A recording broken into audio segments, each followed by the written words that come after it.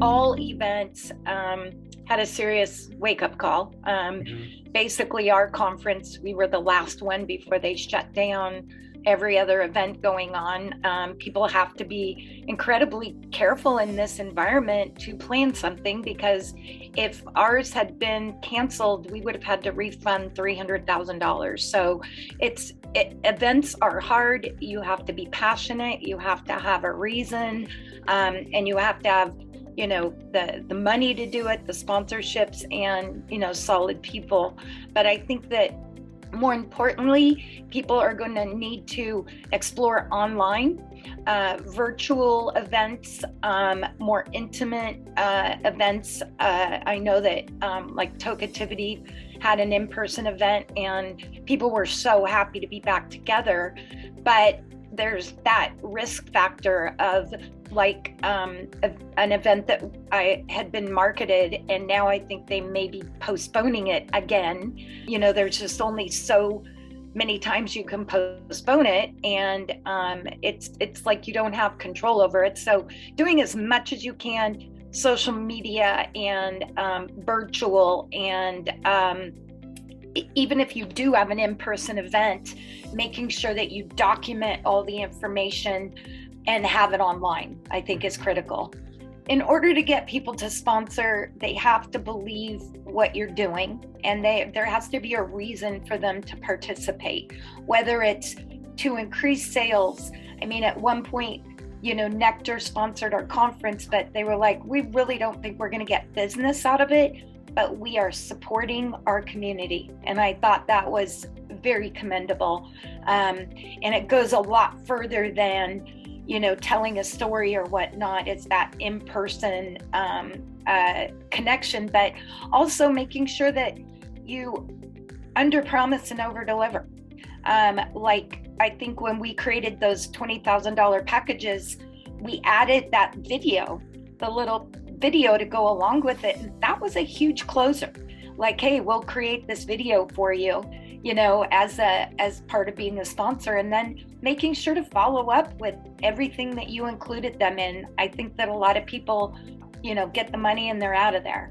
You have to have a vision and a plan, and then somebody who can implement that, and keep it organized and inspect what you expect. Like Denise was my, basically dealt with the negotiation, the contracts. I would, get the resource, say, here's what we're going to do, and she'd follow up and put it in place, and then assign tasks and so forth, because you can have visionaries and people throwing out ideas, but unless they're implemented and tracked, and a big part of it is, if you're going to spend money on a marketing, which is a big chunk of an event, did it work? Let's figure out what was our return on investment, or ROI. It was wonderful with the social media reports, how you were able to submit back to me, how many did we increase by? What were the best ones? I mean, being kind of old school, I wouldn't have known how important it was without connecting with you in the Hood Collective. But then I was able, after establishing that relationship, to kind of pass it over to Denise to, dot the I's and cross the T's. I find that the post-show is as important as pre-show, because, and you have to do it while it's fresh. Like, we would actually let our staff know, ahead of time, but remind them in an email to please write down everything as you're going through the trade show in your notes that could be done better, good things, bad things, talk to clients, get feedback. And so we were able, if there was anything critical that went on during the show, that could be reported back, and I could go over to that booth and work with that client prior to the show being over. One of my, and I know this isn't post, but it kind of is, I call post show when you get to the show, because everything better be done prior. Mm-hmm. And then you need to leave about 3 to-dos that are emergencies. You got to always expect it and look forward to it. You try to pre-think things as much as you can. But there's things that are out of your control, like there was a bomb threat at the convention center, so we couldn't get in to set up our show. As an event planner, I do believe I am responsible no matter what happens. People have paid me for a booth and to be part of this show as a sponsor. And regardless of what happens, not within my power or not, you have to fulfill your obligation to these people or you will never have a show again. So that's another part of post-show is literally, let's not only the bads, but let's look at the goods, the things that we could make better or improve or whatnot.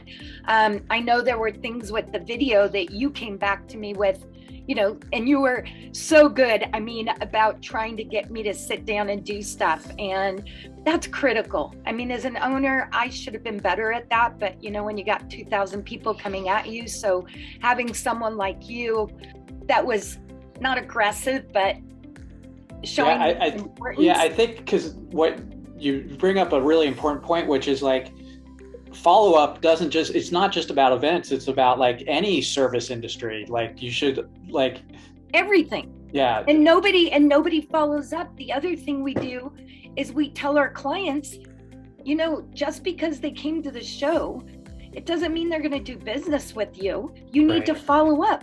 So here's what you should be doing. We actually work with the clients ahead of time and say, okay, you want to bowl with a drawing, that's great, but how are you going to know what each of those people wanted? It's simple, but we did not provide chairs because we don't want people sitting on their ass, you know, and neither do companies want to pay for a booth and have people on their cell phone. We would literally take pictures of booths where somebody was sitting on their cell phone. So when that client came back and said, we didn't do anything at your show, we could say, well, it would have been nice if the person working it would have gotten up and greeted somebody, you know.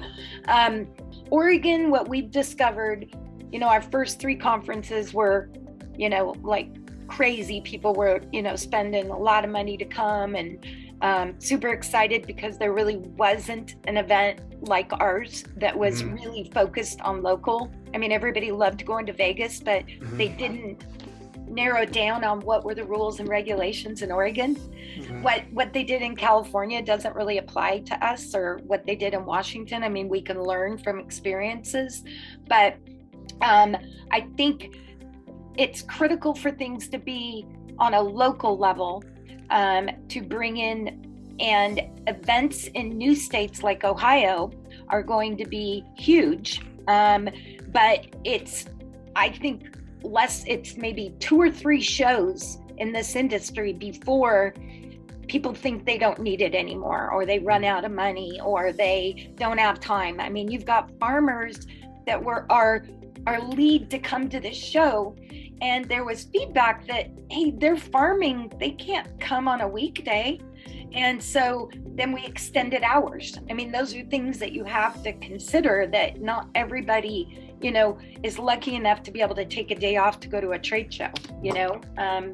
So we have to be accommodating, and I think that's when we came up with the idea of taping the sessions and the videos as a follow-up. People were very appreciative of that. Even though it was an extra expense in our budget, people couldn't make it to every educational you know, so that follow-up was phenomenal. So new states coming on board, conferences, I think will be well attended. There's a lot of events out there that they can pretty much turnkey it. The hard part is finding the qualified people to get there. In the beginning of doing events in this industry, people came because they thought they were going to get a joint, you know, off the street. Our goal was qualified people within the industry. We weren't consumer related. So there will continue to be challenges on whether you can display product at a show, which is crazy, the hurdles we had to go through with that. I think in Oregon, social consumption and social events with consumption will be hopefully the next step, with COVID being, you know, hopefully whatever.